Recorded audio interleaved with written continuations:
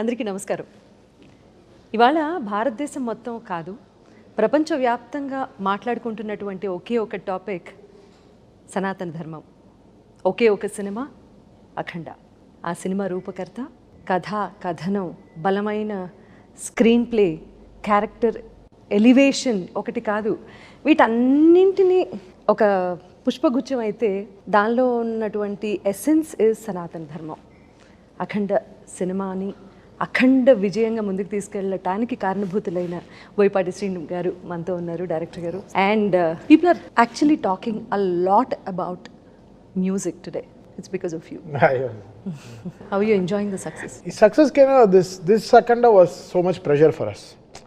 ఇది ఎలా అంటే 2011 వరల్డ్ కప్ గెలిచి మళ్ళీ 2015 వరల్డ్ కప్ గెలవకపోతే ఎలానో అలా అంత ప్రెషర్ అనమాట. So because Akhanda 1 was such big success మాకు.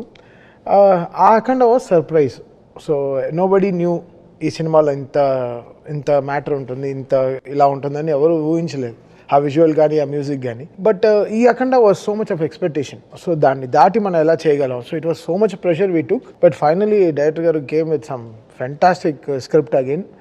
ఎక్కడ అసలు మాకే ఊపిరి పీల్చుకోవడానికి టైం ఇవ్వలేదు. But somewhere it took lots of time for me to understand everything. But he gave me that freedom and time and everything. That support is always from him. జనరల్గా ఎవరైనా time అవుతుంటే వాళ్ళకి దే విల్ నో దట్ అన్వాంటెడ్గా చాలా issues జరుగుతాయి. But he stood with me. So that's what today it's paying off big. Hearty congratulations Srinu గారు.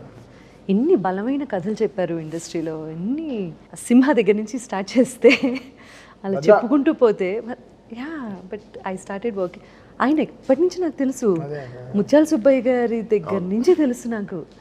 So ఆ శ్రీను గారు ఇవాళ దేశం మొత్తం ధర్మం గురించి మాట్లాడుకుంటున్నారు అంటే దానికి మీరు కారణభూతం అయ్యారు అంటే చాలా గర్వంగా ఉంది.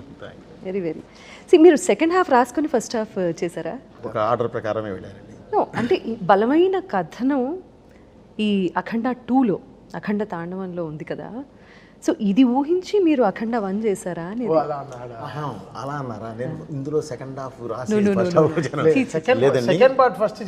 First part as it is అనుకున్న తరం ఎప్పుడైతే ఎండ్ అది ఇచ్చానోనండి, అక్కడి నుంచే సెకండ్ పార్ట్ కూర్చున్నాను. బట్ ఉంది, అప్పటికే ఒక లైన్ ఉంది మైండ్లో, ఎలా వెళ్ళాలి ఏంటి, సెకండ్ పార్ట్ చేస్తే ఎలా చేయాలి, ఎంత హై చేయాలి అనేది ఉందండి. ఆ ఎండ్ ఇచ్చాము. ఎండ్ ఇచ్చిన తర్వాత అప్పుడు కూర్చొని జస్ట్ చాలా స్పీడ్గా వచ్చింది. దాన్ని కరెక్ట్గా ఒక ఇది చేసేసి పక్కన పెట్టేసేసి కూర్చొని వేరే సినిమాకి వెళ్ళిపోయాను. యాక్చువల్లీ 160 రోజులు అనుకున్నటువంటి సినిమా 132 రోజుల్లో ఫినిష్ చేశారు అనేది నిజమే. 162 రోజులు షెడ్యూల్ ఇచ్చామండి, 132 రోజులు చేసేసాం. అంటే 7 monthsలో 5 months కంటిన్యూ షూట్లోనే ఉన్నాం. ఇంత వాల్యూమ్ ఉన్నటువంటి సినిమా అన్ని రోజుల్లో ఎలా కంప్లీట్ చేయగలిగారు? అంటే పక్కా స్క్రీన్ ప్లే ఉండాలి పక్కా. అంటే ముందే స్క్రిప్ట్ మీద కూర్చున్నప్పుడే పర్ఫెక్ట్గా, అంటే ఇలాంటి పెద్ద సినిమా వెళ్ళేటప్పుడు అండి నా ప్రొడ్యూసర్ని నేను కాపాడుకోవాలి. అందుకనే నేను ఒక 3 months పట్టే ప్రీ ప్రొడక్షన్ నేను 4-5 months తీసుకుంటాను. దానివల్ల అసలు వాళ్ళకి ఏం ఇబ్బంది ఉండదు. మహా ఉంటే నా ఆఫీసు, ఫుడ్, ఇది మాత్రమే ఉంటుంది. వన్స్ స్టేజ్ ఎక్కిందా, షూట్ స్టార్ట్ చేసామా, అన్ని బిల్స్ పడిపోతూ ఉంటాయి. అందుకని యాజ్ ఇట్ ఈజ్ అప్పుడు మాత్రం తీసుకుంటాను. కరెక్ట్ షెడ్యూల్ వేస్తామంటే, ఒకసారి వేసామంటే 40 days 50 days ఒకే షెడ్యూల్స్ వెళ్ళిపోతాం. పెద్ద షెడ్యూల్ వెళ్తాను నేను. పెద్ద హీరో ఆయన. కొన్ని వందల సినిమాలు చేసి ఈరోజు కూడా ఫస్ట్ డే షూట్కి వచ్చినప్పుడు టైంకి వస్తారు. డబ్బింగ్ అంటే ఫస్ట్ ఆయనే ఉంటారు, నువ్వు జస్ట్ టైం చెప్తే చాలు. Again and again me choice Balayya గారే కదా always. What is a bond? అది ఎంత చెప్పినా తక్కువేనండి. మా సినిమాల ద్వారానే తెలుస్తుంది. అది మీరు చూస్తే తెలిసిపోదండి. ఇక మళ్ళీ ప్రత్యేకంగా చెప్పేది ఏం లేదు. ఒకటేనండి, ఈ సినిమా ఎగ్జాంపుల్ మీరు అడిగిన దానికి. 162 రోజులు షెడ్యూల్ ఇచ్చి, డేట్స్ ఇచ్చి 132 daysలో చేసేసామంటేనే మీరు అర్థం చేసుకోవచ్చు ఆయనకి నాకి మధ్య ఉన్న ఒక ఇదేంటి అనేది. ఆయన ఉన్నాడు కాబట్టి ఆ ధైర్యమే మేము నడిచేది కూడా, లేదంటే అంత స్పీడ్ చేయలేమండి. అండ్ అఘోర పాత్రలో ఆయన్ని చూస్తే అండి, అదిగో. And the best part is మీరు ఏ సీజీ చేసి ఆ ఫేస్ కరెక్షన్స్ అవి ఇవి ఏవి లేకుండా లేదు, యాజ్ ఇట్ ఈజ్ ఆయన ఎలా ఉన్నారో అలాగే ఆయనలో దైవత్వం చూపించడం అనేది చాలా గొప్ప విషయం. క్యారెక్టరైజేషన్ తీర్చిదిద్దిన విధానం కూడా, అంటే ఆయన ఎప్పుడు స్క్రీన్లో కనిపించినా కూడా లేచి దండం పెడుతున్న చిన్నపిల్లల దగ్గర నుంచి పెద్దవాళ్ళ వరకు, అంటే ఫ్యామిలీ మొత్తం కమర్షియల్ సినిమాని ఫ్యామిలీ అందరూ వెళ్ళి చూడొచ్చు అని నిరూపించిన అఖండ 2.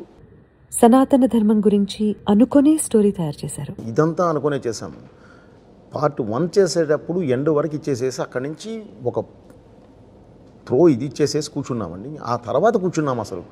ఒకవేళ ఇది చెప్పాలి అంటే ఎంత ఫోర్స్గా చెప్పాలి, ఎంత ఎనర్జీతో చెప్పాలి. ఎందుకంటేనండి మామూలుగా స్పీచెస్ ఇస్తే అందరూ చూసే పరిస్థితి ఉండదు. అలా కాదు, కూర్చున్న యువత, కూర్చున్న చిన్నపిల్లలు కూడా దండం పెట్టాలి, క్లాప్స్ కొట్టాలి.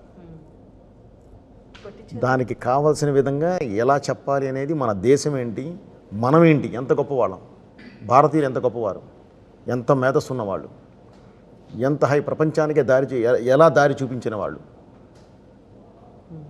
మన ధర్మం ఎంత గొప్పది, తల్లి వేరు లాంటి ఈ ధర్మం ప్రపంచం మొత్తం పాకింది. పాకిన ప్రతి చోట ఇది ఎక్కడికైతే వెళ్ళిందో దాన్ని ఆచరించిన దేశాలు బాగున్నాయి, ఆచరించని ఈరోజు ఎలా ఉన్నాయి. మన దైవం వెన్నుముక లాంటి దైవం, ఏదొచ్చినా నాకు దేవుడు ఉన్నాడు అనుకునే మన తత్వం.